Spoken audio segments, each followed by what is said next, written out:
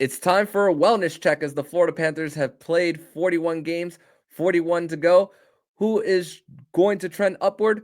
We'll discuss that more on today's Locked On Florida Panthers podcast.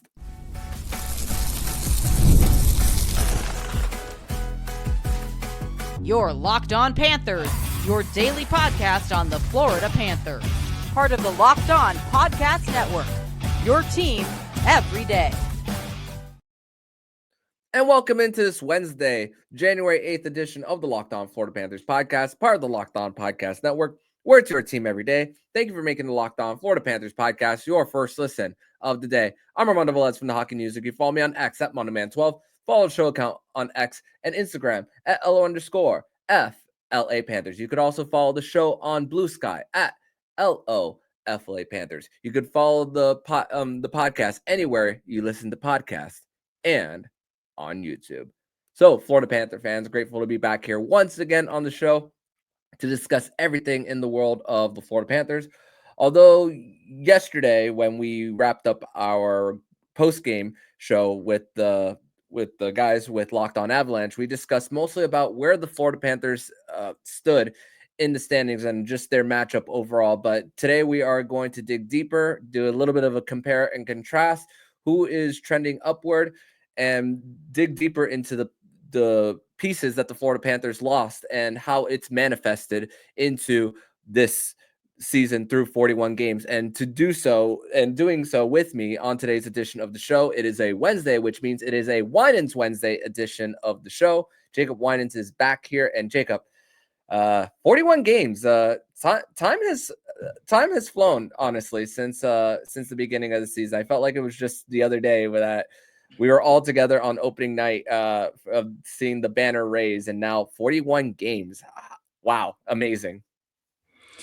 Yeah, the season's flying by. And honestly, I'm not at all disappointed really with the position the Panthers are in as we hit the halfway mark. Obviously some things could be better, and definitely there's room for improvement heading towards the playoffs, but they've positioned themselves pretty well. Team has been mostly healthy for the first half of the year, which is always a concern coming off of a deep playoff run, especially a Stanley Cup winning summer. So health in the first half of the season, even though they're banged up on defense right now, it doesn't seem to be anything too long-term for either of the guys that are out in Ekblad and Mikkola. So Panthers are in as good a spot as you could ask for coming off of winning the Stanley Cup last year and losing some key players to free agency.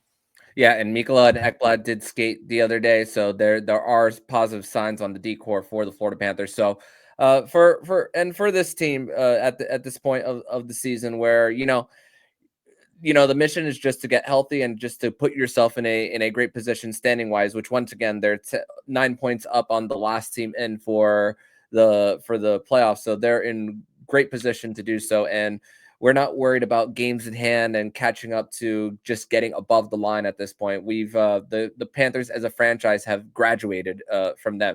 But, comparing last year to this year, 27-12-2 last year at the halfway point, 24-15-2. So 3 more regulation losses for the Panthers. There's a few numbers that are just about the same for the Panthers. Goals for is only a 1,000th of a point difference between last year and this year, which is higher for what that's worth. The power play percentage is actually better this year for the Panthers. PK only a 1% difference for the Panthers, but they've added so many shorthanded goals that the net PK percentage is even better than last year. So that's the number that I like to look at for them. But obviously the goals against almost like 0.7 goals more per game, and whatever that whatever that calculation is, 0.7 times 82, whatever that is, it's about like 40-50 goals more in a season that you're giving up. So it's more than just the Panthers, and we've seen people complain about goal droughts for the Panthers lately. We've seen Sam Reinhart, Alexander Barkov, Matthew Tkachuk, but there's a mix of everything for this Panthers team, as they're on a pace for 100 points, not 110 like they were last year. They needed those 4 wins to get to the top of the division, but it's a little bit of everything for this Panthers team. There's still not going to be there's still nobody on pace to be a 100-point scorer, but the Panthers didn't have that last season. And there's one stat that I saw from the calendar month from December 8th to now, the Panthers have given up 4 goals or more in 9 of the 13, but in 4 of the 13, excuse me, but 9 of the 13 games, more than 2 goals. So it seems like the Panthers are almost there as far as trending upward as far as the goaltending department. So how are you seeing that part for the Panthers? Yeah, I think they got off to a really rough start, goaltending wise. You know, Spencer Knight is coming back into the mix as a full time NHLer again. We knew there was going to be some learning curve there, and there was going to be some sort of acclimation period, getting back into the swing of the NHL schedule for him. Sergei Bobrovsky started a lot slower than people expected, which I won't say you give him a pass because you don't want to get complacent, but you at least understand the amount of hockey he's played and the high intensity, high pressure games he was playing throughout the entire playoff run and in the Stanley Cup final, and then his incredible Game 7 performance in the Stanley Cup final. You can offer a little bit of grace to Bob for his slow start, because when you think about it, every player their summer looks a lot different. Their offseason looks a lot different playing that deep into the postseason, and then adding in all of the Stanley Cup festivities and everything. It definitely changes the way you prepare for the following season, and I think you see that affect goaltenders the most. So that's completely understandable. But I think the reshuffling of the defense, I think, had a much bigger impact on goaltending than we expected. Yeah. Which it wasn't. It's not something that you can really that you can eliminate as an issue. It was going to happen with the amount of guys that the Panthers lost on the blue line and just some key players there. It was bound to happen. There was going to be some drop off defensively. Mm-hmm. It was going to be reflected in the goaltending numbers, and we knew that was going to happen. We just didn't know it was going to be quite as big of a difference to start the year. With that said, the improvement in the past few games is encouraging. Yes. They've definitely they've gotten some big saves from Bob and also Spencer Knight. So the goalies are sort of finding their rhythm. They're stealing some of those saves that could be goals. Bob against Colorado, I think, was 10 for 10 on high danger chances. So the improvements in goaltending are noticeable. They're starting to find their rhythm. The defense is tightening up a little bit. You would just like to see that accompanied with some run support. The offense has gone dry at a time where the defense and goaltending have really picked it up. But if the Panthers can find the balance where offense is firing on all cylinders like they were earlier in the year, and then the defense and goaltending are doing their job, Panthers could be in good position again to contend. And I mean, I don't want to put anything out there that jinxes us or anything, but it's a team that has the recipe and has all the pieces to make another championship run if they put it together. And timing is everything when it comes to the Stanley Cup playoffs. Yeah, and with the blue line and what they've lost, I mean, yeah, Mikkola has missed the last 5 games for the Panthers, but even we've seen him activating more on the rush. I mean, he's gonna break some his own personal career highs in points for him, possibly even goals for him. But we know what that offensive ceiling is compared to Brandon Montour. It's not even close for the Panthers there. And I think the benefit of having that week and a half of the 4 nations, I know the Panthers have the most guys going to the tournament, but the fact that they have all those back-to-back squeezed in as much, and the fact that you're not going to run Bobrovsky 2 games in a row, and then this is also a see what you have in Spencer Knight, I think this will be so beneficial come playoff time while the Panthers start to get their blue line together, maybe make a trade for a right-handed shot in the mix. I think especially with what's coming in the month of January, Monday's game was the start of 8 of 11 on the road. They're going to be home for a short period of time and then right back out west to like California and Vegas. So I think this is a great opportunity for the goaltending for them in this next stretch of games. Yeah, and also this stretch of games should have some games in it that feel a lot like postseason games. You've got the Bruins coming to town. Yep. The Bruins look a lot better than they did when the Panthers played them early in the season. firmly in a playoff position after a coaching change. They're a team that looks better. So you're going to get the Bruins' best shot the same way you always do when you play them. That's the nasty rivalry. You've got the California trip, which the Panthers tend to, for whatever reason, they don't always play their best on that especially trip. in LA. Especially in LA, that's a house of horrors, and so was Vegas until last season, when the Panthers finally got a win in Vegas. So there's some tough teams on this trip, and it's gonna have a playoff feel to it a little bit. It's gonna be a bit of a grind. So health is everything. You don't want to run anyone into the ground to the point where they are not or less than 100%. By the time the playoffs roll around. So like what Paul Maurice is doing right now, giving Mikkola time to recover from an injury that was originally day-to-day. You give him the necessary time to let that heal. Aaron Ekblad, whatever he's dealing with, you give him the time to let that heal. And then, of course, when Four Nations rolls around, you just hope and pray that all the Panthers in that tournament are going to get out of it healthy. That's the biggest thing for us. If you've been a Panther fan long enough, you remember Aaron Ekblad in the World Championship tournament, the Barkov in the Olympics too. Barkov in the Olympics before that gets injured. Ekblad picks up a concussion playing for Team North America in the World Cup of Hockey. So we've had our fair share of unlucky injuries in the middle or beginning of seasons in international play. So fingers crossed it goes well this time. But the guys who aren't playing should have a really good chance to get some much needed rest. And Aaron Ekblad is top of that list. No doubt. And we're going to continue this conversation, talk about the forwards, and could these new lines for the Florida Panthers actually help them get a little bit of their offensive groove back. And we're going to dig deeper into the numbers of Carter Verhaeghe, comparing him to the last few years to this year. And we are going to discuss that more next here on the Locked On Florida Panthers podcast.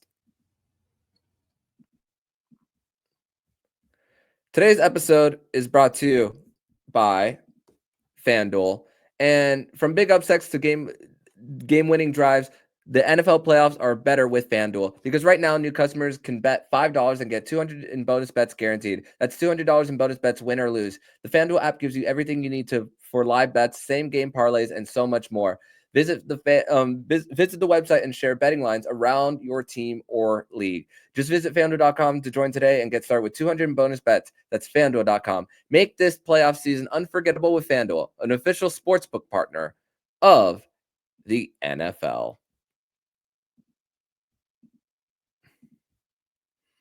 Segment number 2 here on this Wednesday, January 8th edition of the Locked On Florida Panthers podcast. Thank you once again for making the Locked On Florida Panthers podcast your first listen of the day here on another edition of Winans Wednesday, and continuing the conversation on the Florida Panthers and their forward core for them.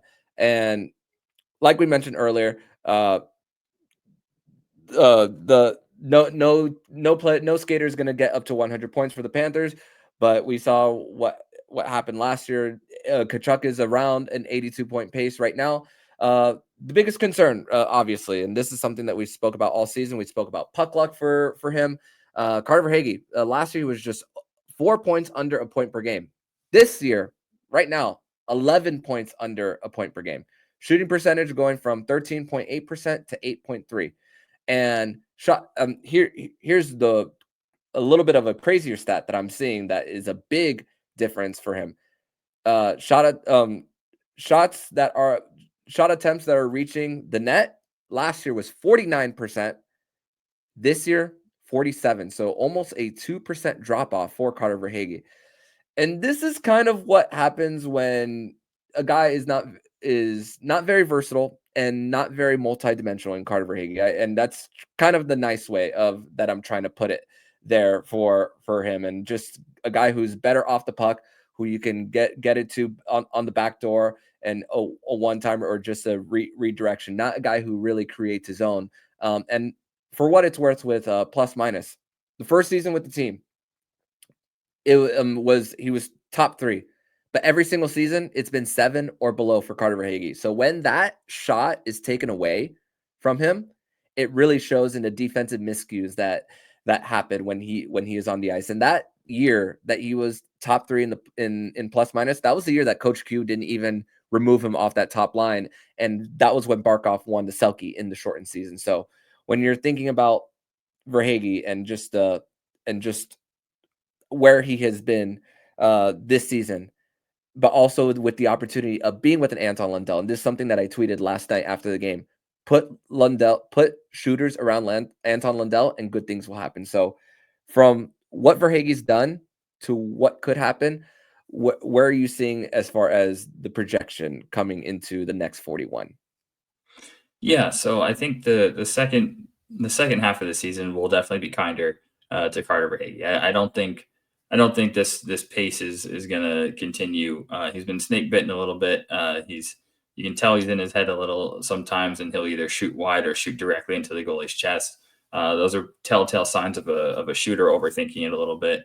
Um, the real positive that came out of the Colorado game is he gets a chance and buries it after he having a ton of chances in the last few games and just not able to pot one. But it's a cold stretch, and it's definitely probably his toughest stretch as a Florida Panther. But it's a situation where you don't want to speculate, but I can definitely see why there could be some overthinking at having just signed that big contract extension that's about to kick in, starting the season a little bit slow, and then from there on, you're kind of in your head a little bit too much. He's just got to let it go and play, and then when we get to the playoffs, we all know what he's capable of. And I think Carter Verhaeghe is judged more for his playoff performance than he is for his regular season performance, even though he's had stellar regular seasons for the Panthers. That's fair. His real value shows up in the playoffs in crunch time when you need a goal. He's the guy that's going to give it to you. So I don't think anyone he could go the rest of the regular season without scoring a single goal. If he shows up and plays like Carter Verhaeghe in the playoffs, all is forgiven. So I'm not too worried about him. Just a couple minor things in his game that just kind of aren't really there right now that they usually are. Seeing a bit of an abnormal amount of turnovers, and to your point, he's not really a play driver who creates his own. He sort of feeds off of Barkov, and then when he's not on that line, Bennett and Tkachuk, when they're really driving play, he benefits from them. And now we're trying it with Lundell. I think there's a lot of potential there, but he's got to have a quality center in order to be productive. And I think he's bounced around a little bit up and down the lineup this year, just trying to find who's going to be the center this year that helps him produce. You open up a little bit more versatility for Verhaeghe when Evan Rodriguez is going. When he's playing his best hockey, that opens up opportunity for Verhaeghe. So what I mean by that is if Erod is clicking really well with Bennett and Tkachuk, you can stick Verhaeghe on Barkov's wing and let him benefit from Barkov and Reinhart. But if Erod is not playing super well and you have to move him around, now you're moving him and Verhaeghe around, and there's really no continuity there. One of the two of them has to get going consistently to allow the other one to stay in one place and develop that consistency with one line. That's sort of what I'm looking for in the second half of the year. I think when 17 or 23 get going, the other one will also get going. It allows a little bit more continuity. Yeah, and we're not seeing Barkov, Verhaeghe, and Erod a lot because you're sticking Reinhart there, and it's either one or the other for them. So that's another thing that they've got to figure out how to do it without each other. Even if they're on the same line as Bennett, but you're also not going to separate him and Matthew Tkachuk. So that also goes to the conversation about the centers, about just who's going to help get him the puck. Anton Lundell, though, 35 points in 78 games last year. He's 9 points away from matching last year's total and still doing it on the third line. Has obviously went on a explosion when Alexander Barkov was out the lineup for a little while. But once again, just goes to show how he's stepped up and how, he's one step closer to possibly taking the 2C role for the Panthers. The face-off percentage difference between him and Sam Bennett is huge. Almost 6% between the two. When you think about offensive zone and defensive zone draws for each group and who's going to be taking what for them. But also when you're putting Eetu Luostarinen on Bennett's line, you you're sending a message of, okay, focus on your chemistry with Matthew Tkachuk here. But then when it comes to the defensive side of things, and something get lost in transition, I know turnovers have also been an issue for Sam Bennett as well.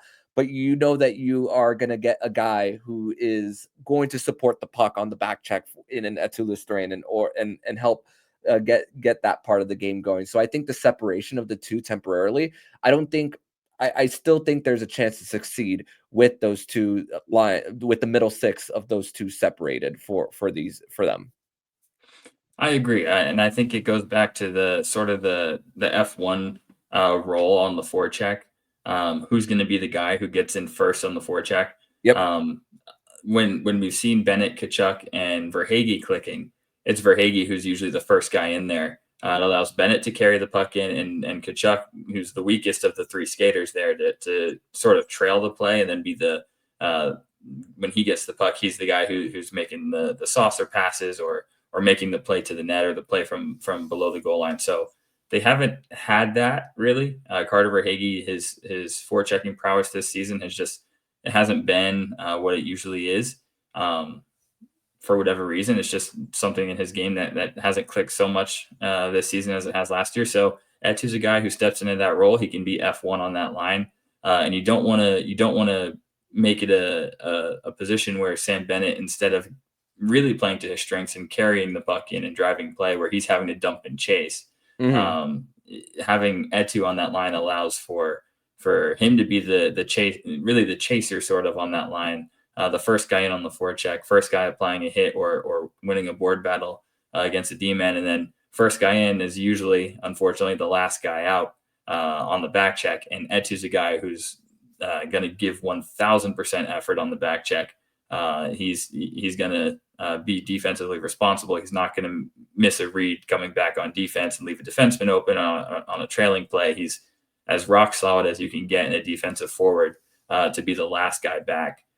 Trailing the play, and it's something he excels at. So I think the fit is good on that second line right now. It reminds me a little bit of Bennett, Tkachuk, Cousins from a couple years ago, which was so successful when Cousins was playing that F1 forechecking role, especially in the Toronto series.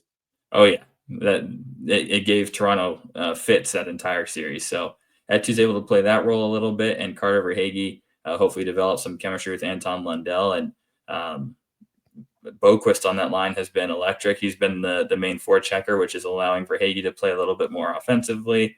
I think there's some high potential there. If these lines can stick and produce, I think there's some good potential there. And then of course, in-game adjustments. We know Paul Maurice has his lines that he can go back to in times when there's a drought offensively or guys aren't clicking. He has his bag of old tricks that he can go back to. So we're not too concerned about that. But that third line, one thing I will say on that third line, Lundell has come a long way this year, just in his strength, his board battles, and not getting knocked off the puck. He's starting to grow into his frame a little bit. His footwork's amazing on boards. His footwork has really improved. We say this all the time, but this year especially, he looks so much like Barkov. So much like a young Barkov, and some of the puck skills that he's picked up from Reinhart. Also, we've seen him add some of Reinhart's just crafty plays. Lundell's not going to blow you away with his foot speed, so it's the strength that he's kind of and footwork that he's kind of learned from Barkov, and then some of the nifty puck moves he's learned from Sam Reinhart. It's starting to pay dividends, and I'd like to see him be a little bit more shoot first. And Carter Verhaeghe, one thing this season that hasn't really struggled with and has sort of added to his game, he's become a little bit better of a playmaker. He's been assisting a little more than I expected this year. So if Lundell wants to develop more of a finishing touch and shoot it more, I think there's some potential there too.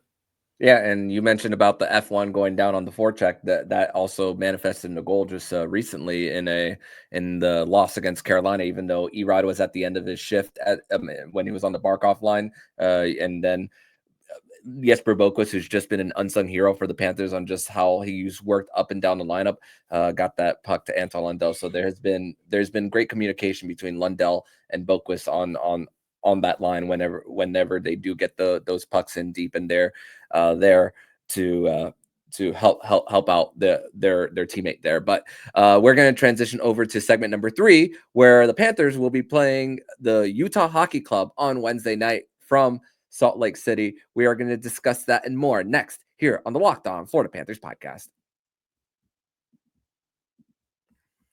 Today's episode is brought to you by Game Time. And I love going to live events, whether it's sports, music, theater, or comedy. One of my favorite memories was attending the Korn concert with Gajira and Spirit Box. The energy and excitement were unforgettable. And now Game Time has made it easier to get tickets for your favorite events with their new feature, Game Time Picks. And recently, I was looking for tickets to the upcoming Disturbed concert at Emirates Bank Arena and using the Game Time app. With Game Time Picks, I found amazing deals and could even see the view from my seat before buying. The super deal was particularly impressive, offering great seats at unbeatable prices. Plus, the app's all-in pricing shows the total cost upfront with no surprise fees at checkout. Take the guesswork out of buying tickets with Game Time. Download the Game Time app, create an account, use code LOCKEDONNHL for $20 off your first purchase. Terms apply. Again, create an account and redeem code LOCKEDONNHL for $20 off. Download Game Time today. What time is it? Game time.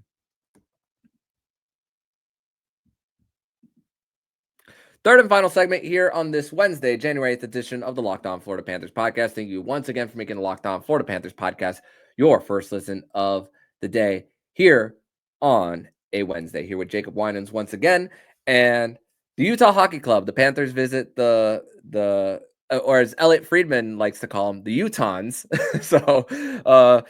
But recently moved from Arizona to Utah after the sale from Alex Morello to Ryan Smith.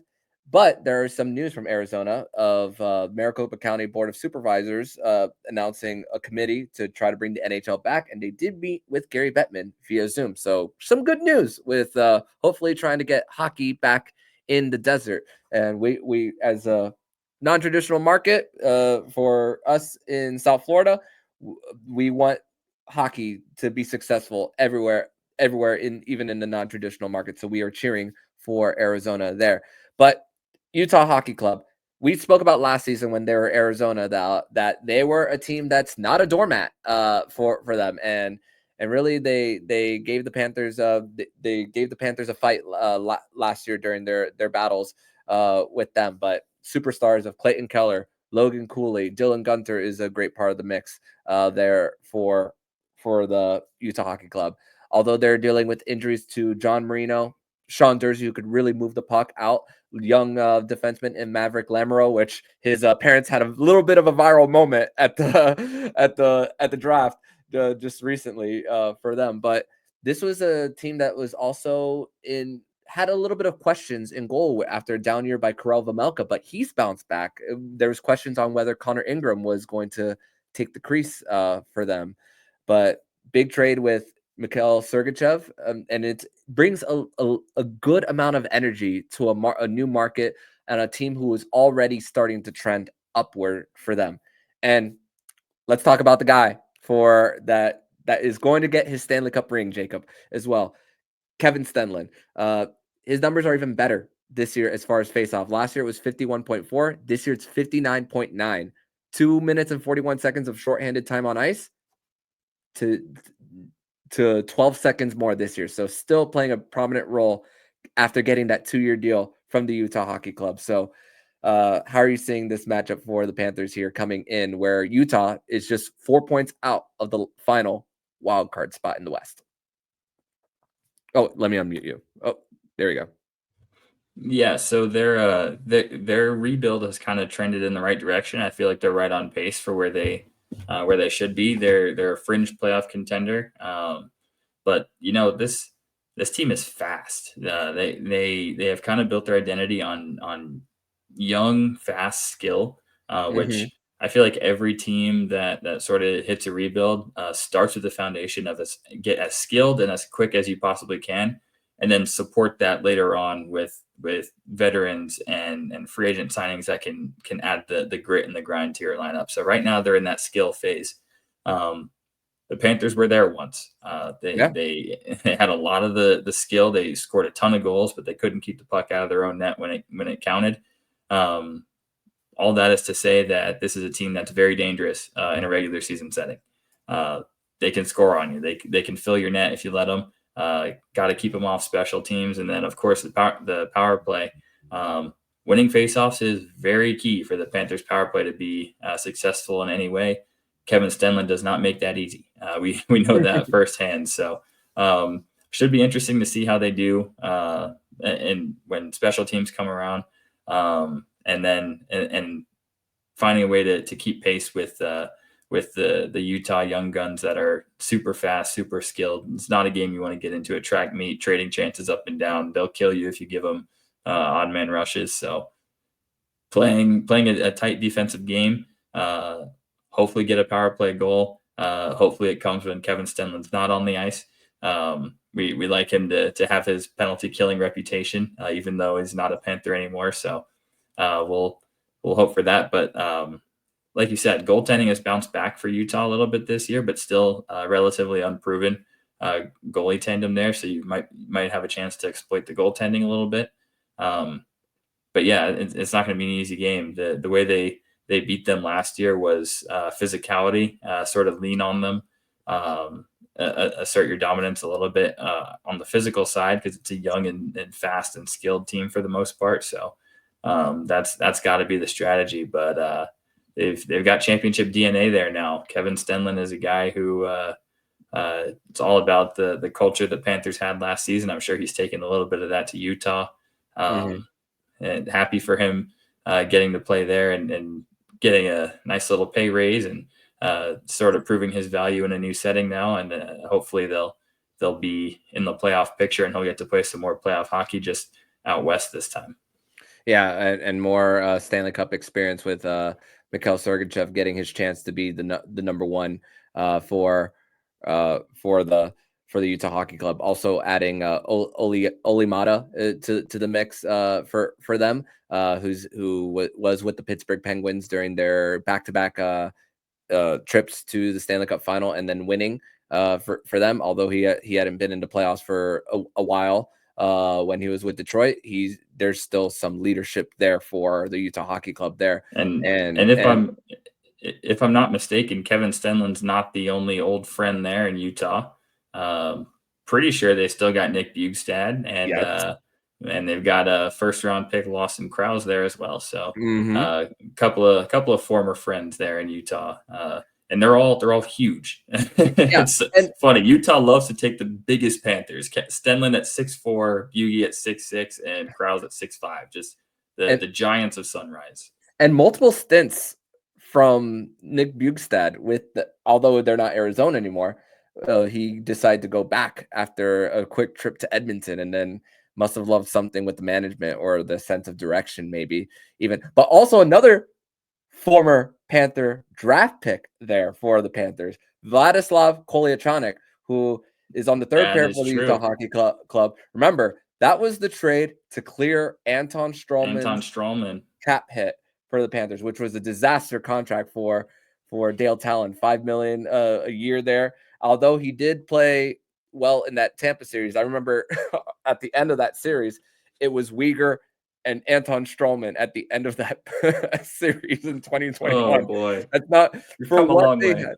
Yeah, they've come a long way since for the Panthers, but that was it's funny, 2 trades to the Arizona Coyotes at the time to clear for them to get to the cap floor, which we know the Dave Bolin deal was the Krause one, which now feels like a long time ago for the Cats, and Kolyachonok, now he's played a few games in the NHL. We're going to see Kolyachonok tomorrow, and we saw recently Emil Heineman, which although he wasn't traded to Montreal, he was to Calgary, and then they used him as an asset there for Montreal there in that trade. But Utah, great sense of direction. Michael Hrabal, goaltender for Team Czechia, won that 14-round shootout to take Czechia to the bronze, and also 6th-round pick Wojtek Hradek, 8 points in 7 games for Czechia, and dude was drafted in the 6th round this past year. So Utah, great sense of direction for them. Tomorrow's game, 10 p.m. on TNT. Kenny Albert, Eddie Olachuk, and Jody Shelley will be on the call. Jody Shelley was actually on the Amazon Monday Night Prime game for Vancouver or Montreal, which is Montreal good? Good. So something to think Talk about. about sense of direction. They're Yeah. they're they're trending up Yeah. rapidly. Yeah.